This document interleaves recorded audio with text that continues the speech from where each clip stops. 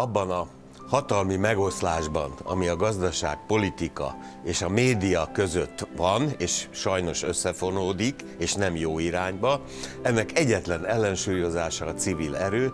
Ott vannak nagyon komoly összecsapások a Százak Tanácsában, ilyenkor vannak. A 100 tagból 98-an jelölték meg, hogy az élet kérdése a legfontosabb. Minden bajunkért, amit az ország elszenvedett, az a végzetes kettéosztottság, ami talán 500 évre is visszamegy, az az oka. Egyedül a magyarok között nem magyarként veszek részt ennek a társaságnak a munkájában. Én szeretném, hogy ez a Százak Tanácsának legyen egy másik neve is, a bátorítás, a vigasztalás. Minél inkább váljék közkincsé, kerüljön a nyilvánosság elé az a gondolat, akár állásfoglalás, nyilatkozat formájában, ami ott megfogalmazódik.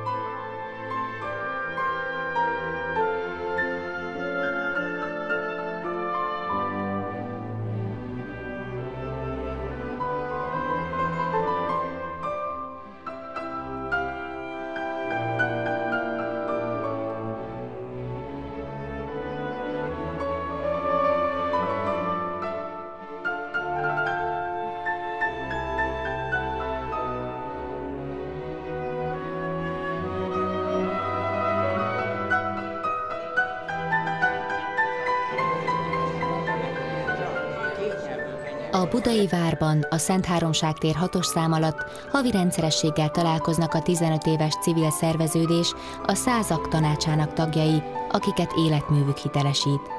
A százakra sem a politikai, sem a szakmai nézetekben nem jellemző az összhang. S ha ők maguk külön-külön állítanák össze a tanács névsorát, sokan kimaradnának belőle, mások kerülnének be helyettük. Nem könnyű ezt a sokféleséget elviselni. Néhányan le is mondtak a tagságról.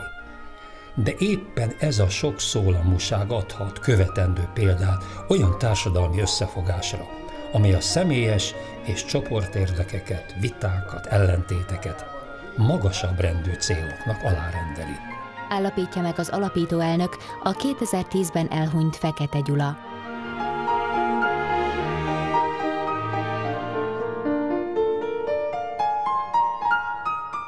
Az évforduló alkalmából célokról, eredményekről, tevékenységükről vallanak a Százak Tanácsának megszólaló tagjai, akiket elkísértünk az egyik kihelyezett ülésük színhelyére, a Lakitelki Népfőiskolára is.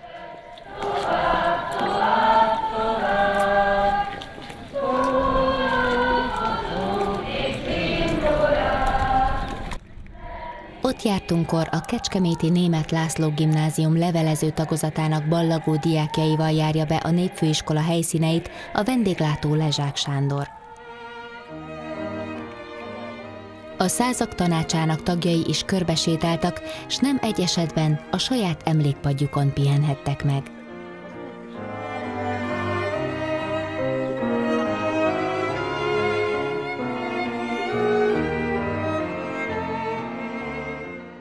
Mai tanúkként állták körül a Pázsitból nevelt Nagy-Magyarország határvonalát, s meghallgatták Lezsák Sándor tájékoztatóját.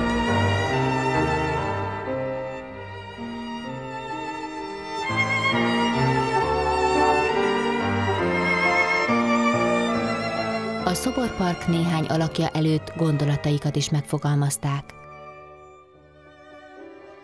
Hát Lebersbergre gondolok, ugye egy vesztett háború és Trianon után sokban hasonló volt a helyzetünk. De ő nagyon jól tudta, hogy minden bajunkért, amit az ország elszenvedett, az a végzetes kettéosztottság, ami talán 500 évre is visszamegy, az az oka. Sinkovics Imre a Százak Tanácsának nem csak alapító tagja volt, hanem a legszínesebb, legderűsebb egyénisége, aki a nagy nemzeti gondjaink közepette is mindig megtalálta a módját annak, hogy fölvidítse a társaságot, és hogyha valaki a nemzetbe gondolkodás lényegét értette a pártpolitikától szétszabdalt világba, és alkalmas is volt arra, hogy közös nevezőre hozzon embereket, akkor Sinkovics Imre az volt. Vannak nagyon komoly összecsapások a Századok Tanácsában ilyenkor, vannak, mert hála Istennek a Századok Tanács az egy a szónak legszebb értelembe vett műhely. Tehát ott műhely munka folyik. Ott lehet mindenfélét megvitatni, elfogadtatni, elvetni. Ott érvényre kell jusson az, amit mi érvényre akarunk juttatni. És abban hát ott néha kicsit úgy szikrázik a szó, de nem baj. Mindig lehet vállalni a végén, ami kisül, és amit továbbítunk megfelelő körökbe. Fekete Gyula, aki az magyarországi régió elnöke volt a Világszövetségbe, egy körlevéllel fordult a Nemzeti Együttműködési Társaságba tömörült több száz magyar civil egyesülethez, hogy találjanak olyanokat, akik nem a pártpolitikába érintettek, ez 15 évvel ezelőtt volt, hanem megőrizték a hitelességüket a legkülönbözőbb szakmákból, és az beérkezett ajánlatokat 250 szervezettől 2500-nál több név érkezett, és azokat a komputer rakta sorba. Így aztán egymás mellé kerültek olyan nevek, akikről többről is kiderült, hogy közölték rögtön, hogy ők egymás mellé egy csapatban nem is hajlandók együtt dolgozni, de a többség az másfél évtized során azért összecsiszolódott, nagyjából hasonlóan gondolkoznak, hogy nem a mindenkori politikai kurzusoknak kellene megfelelni, hanem vannak ennek a nemzetnek valós gondjai, vannak ennek a magyarságnak olyan problémái, amiket közösen tudunk megoldani. Nem tudom, van-e még egy olyan civil szerveződés, ami ennyi állásfoglalást, mindig időszerű állásfoglalást, nyilatkozatot, tervezetet, és ami még fontosabb, írásban kiadványokat, könyveket bocsátott rendelkezésére a közösségnek, a társadalomnak. A legelső alkalommal már egy körözvényre válaszul a 100 tagból 98-an jelölték meg, hogy az élet kérdése a legfontosabb. Mert minek az autópálya vagy az iskola, nem születnek gyerekeink. Tehát ez volt a legnagyobb téma, és aztán az oktatás, a népegészségügy, a termőföld kérdése és a média. Tehát ezek voltak, és nagyjából az elmúlt másfél évtizedben ezeket jártuk újra meg újra körbe, ajánlásokat téve politikusoknak, a nemzetnek, emlékezetidéző kötettel 56 örökségéről, amiről azt gondoljuk, hogy Magyarország névjegye, és a legutóbbi könyvünkig, ami a mindennapi kenyerünk, ami éppen a termőföld kérdése, és a minket ma e pillanatban legjobban izgató problémák egyikeként jelentkezik. A Századok Tanácsának kell állást foglalnia, hogy mi mentheti csak meg a magyar nemzetet, a magyar földet, mert ma nem csak, hogy több megyényi terület van zsebszerződésekkel idegenkézbe, de a megmaradt földnek is a nagy része nagyüzemek kezébe van. Az összes föld 80%-a az összes földen rendelkezőknek alig 5-6%-ának a kezén van. A családi gazdaságok szinte eltűntek. A családi gazdaság tudja csak megőrizni a föld Isten adta termőerejét, ami itt nagyon magas, de nagyon sérülékeny. A magyar föld nem a legtermékenyebb a világon, de éppen azért, mert nagy különleges adottságai vannak, minőséget tud teremni. De csak a föld népe, csak a falu tud embert teremteni. Meg hát azért az ember látja, hogy mennyire felkészületlen a mai társadalom abban, hogy gondoljon valamit magáról, a közösségről, arról a közösségről, amit magyar nemzetnek mondunk, hogy valahogy ha föl lehetne emelkedni legalább oda, ahol már egyszer tartottunk. Statisztikák bizonyítható, hogy a városok kihalnak, ha nem jönnének állandóan a faluból. De most már a falu hal ki, akkor hogyan menjenek a városba már? Ezek a sorskérdések mind össze vannak kötve ezzel a törvénnyel, amivel most a Századok Tanácsa foglalkozik, hogy lehet megmenteni a magyar földet a magyarság számára, és hogy lehet megmenteni a magyar embert a magyar nemzet számára.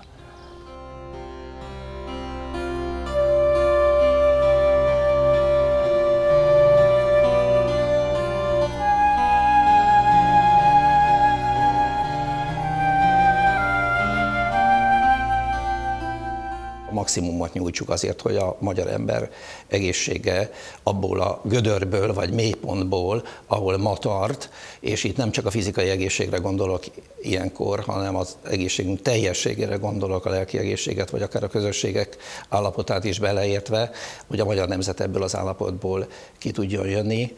Ez valóban a küldetésünknek egy része. A 2004-es lelki trianon, ez a szerencsétlen népszavazás ilyen elementáris erővel vetette föl, hogy a személyiségük okán hívjunk meg 10 embert a tagjaink közé, és ők nagyon boldogan vállalták ezt.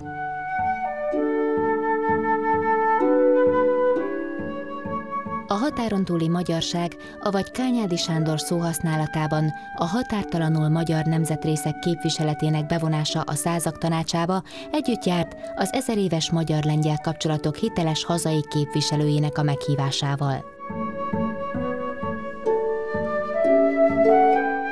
Dr. Konrád Sutarski költő, a Magyarországi Lengyelség Múzeuma és Levéltára igazgatója 1965 óta él hazánkban. Számomra ez nagy megtiszteltetés volt. Ott kiváló személyiségek vannak. Én viszont egyedül a magyarok között nem magyarként veszek részt ennek a társaságnak a munkájában. 2 éve, körülbelül 2 éve már. Csóri Sándor írja róla. Konrád Sutarskit évtizedek óta az irodalom nagykövetének tartjuk. Magyarországot viszi Lengyelországba, de saját hazáját is a hátán cipeli el hozzánk. Különleges, igen szép sors ez. És ezt a feladatot Magyarország és Lengyelország, magyar és lengyel nemzet közötti hitként én is igyekszem, hát mondjuk, amit tudok, megtenni.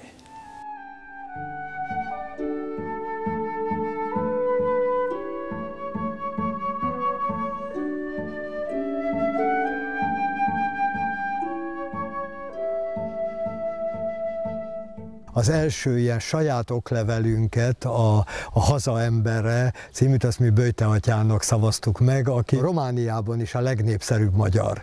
Tehát aki egyszerűen a szeretet erejével és a belőle áradó, nagyon egyszerű, nagyon köznapi és mégis karizmatikus erővel, a szeretettel a dévai gyerekek köré tulajdonképpen összegyűjtötte lélekbe a magyarságot már eddig is.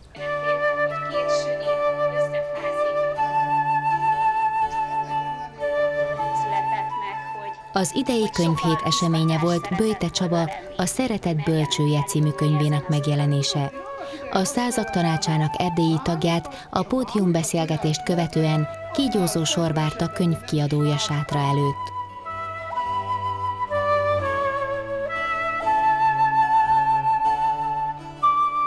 Gyerekeink nagyon sokszor az iskolából tényleg feszülten, haraggal jönnek haza, tanárokat elítélik, és hát, hogy mondjam, számon kérik. És akkor mondottam nekik, rajzoltam a táblára ilyen koncentrikus köröket, mind a céltábla, ugye, amilyen, és mondtam, hogy próbáljuk meg az értékeink hierarchiáját felállítani, hogy mi számunkra a legfontosabb. A legbelső körbe írjuk azt, ami a legértékesebb számunkra, és hogy kifelé a kevésbé értékes dolgokat. És persze a gyerekek szinte egytől egyig mind a legbelső körbe odaírták az igazságosság, méltányosság, jogaink, meg hasonló. Nem tudom, mi magyar emberek nagyon-nagyon ki vagyunk hegyezve az igazságosságra. És akkor mondtam, hogy na most gondoljuk el azt, hogy vajon Jézus mit írt volna a legbelső körbe. És a gyerekek olyan érdekes, hogy egyből gondolkodás nélkül szinte mind mondták, hogy az, hogy szeretet. Tehát Jézus Krisztus számára nem csak a